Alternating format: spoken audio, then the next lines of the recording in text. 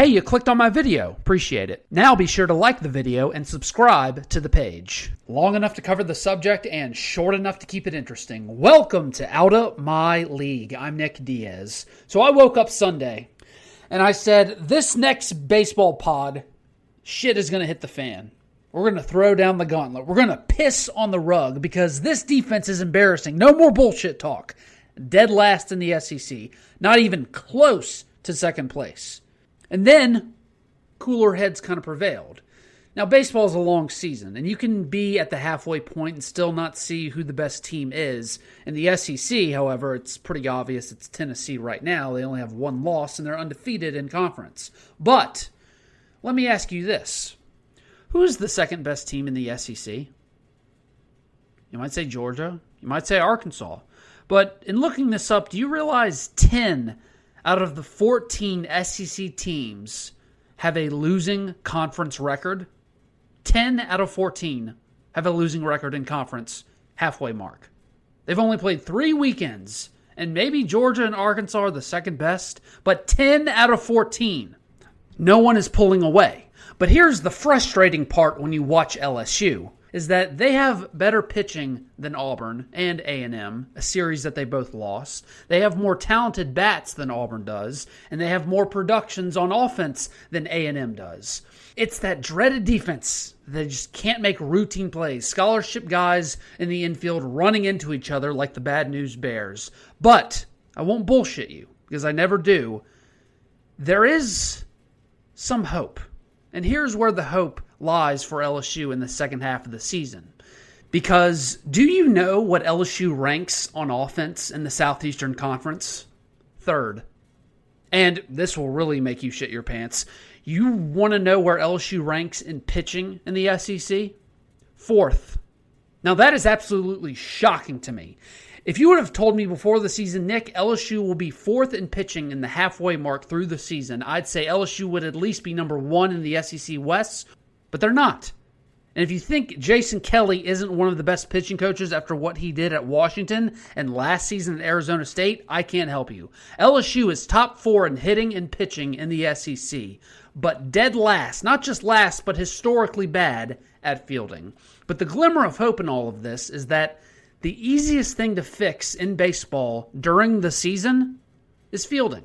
Pitching and batting, you kind of are what you are. But especially this team will be easier to fix because they weren't bad at it last season. They were actually pretty good. Now, how do they fix it? Well, first off, what's the problem? According to Jay Johnson and the players, from their answers, they don't really seem to know why either.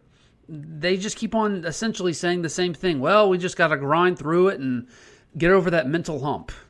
Okay, not really specific, kind of general, but that just tells me that they don't really know what the problem is, or they know what the problem is, and the simple solution is just got to grind through it. Not encouraging. Now, I keep on hearing a lot of other solutions from LSU fans on how to fix it, besides, just grind through it and go to a sports psychologist.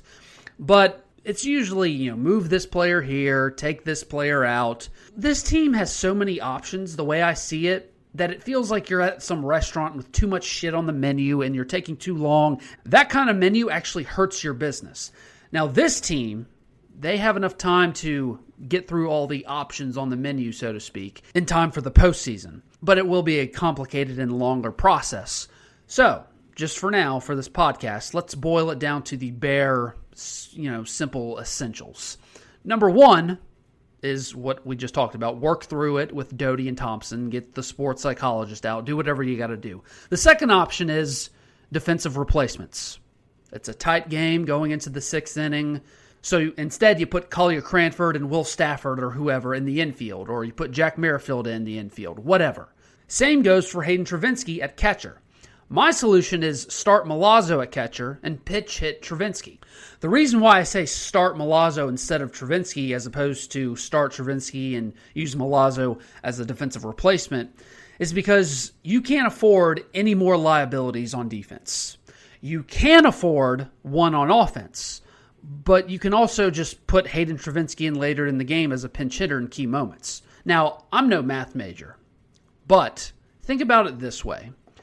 A great hitter succeeds 30% of the time.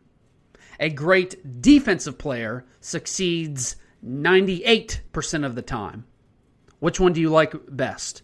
And which one do you need more of? Defensive replacements for the infield, Travinski as a pinch hitter for Milazzo. Now, some of you may say, but hold on, Nick. Let's say they can't get the fielding right at all. Let's say none of these suggestions that you have so eloquently put forward work. What do we do? Good question. Flip the pitching rotation on its head. That's the only other thing I can think of. Baseball pitchers usually go best on best Friday nights, in college at least. Instead of doing that, save your best starters money in Hilliard for Saturday and Sunday, in whatever way you want to. See, LSU's offense can explode at any moment against SEC Saturday and Sunday guys, right? You saw that against Florida. But the SEC pitching this year all around is not great or not very deep like it usually is. They've got some good starters on Fridays, but after that, kind of falls off. So, if you're LSU, save your best arms for game 2 and 3. Because if game 2 and 3 are always going to be, well, let's see whose defense can field the best ground balls, instead of let's see whose pitchers can throw the best strikes, well, then LSU will lose that battle 9 out of 10 times. Have your best guys for Saturday and Sunday throw more strikes, less ground balls. I know it sounds that simple, but that's kind of what you're left up to do right now. And just rake the other team's lowly pitchers. So maybe you don't necessarily have to flip the roster. Maybe you just have to flip the days of the week on SEC teams. Thanks for listening to Out of My League. If you like what you heard, be sure to like, share, and subscribe, or follow me on Twitter and Facebook in the description link below.